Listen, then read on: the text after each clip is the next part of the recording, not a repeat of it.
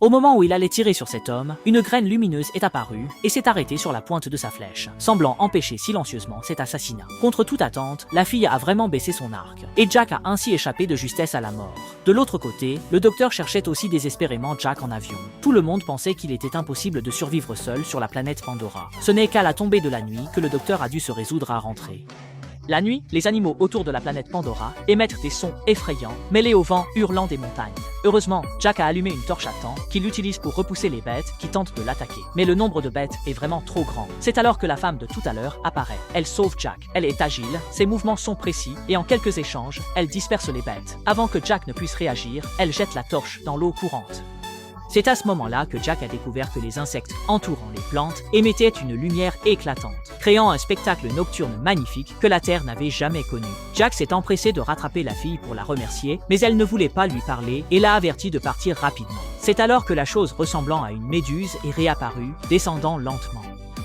Jack voulait les chasser, mais la fille l'arrêta à temps, et bientôt ils couvrirent tout son corps. Ce sont les graines de l'arbre des âmes. Elles représentent les âmes les plus pures et immaculées du monde. La fille réalisa alors que Jack était exceptionnel, et elle le conduisit immédiatement au village de son peuple pour que le chef prenne une décision à son sujet. Jack suivit la belle fille à travers le chemin. Il s'avéra que cet immense arbre était leur foyer.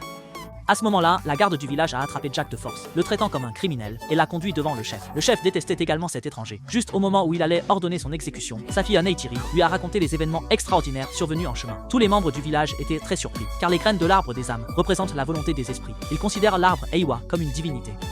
Puisqu'il y a la volonté des esprits, la grande prêtresse du village et épouse du chef décide de garder Jake et demande à sa fille Neytiri de lui apprendre à devenir un Navi. Jake enlève ses vêtements humains, s'assoit avec les Navis du village autour du feu de camp pour manger, et la nuit, il se repose dans un filet d'arbre aussi fin qu'une aile de cigale. Ainsi, Jake ferme les yeux et s'endort, terminant une journée palpitante. Une fois l'avatar endormi, la conscience de Jake retourne à son corps réel.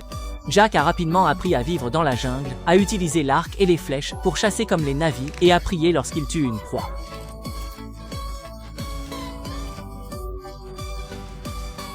Il prie même avec eux sous l'arbre des âmes.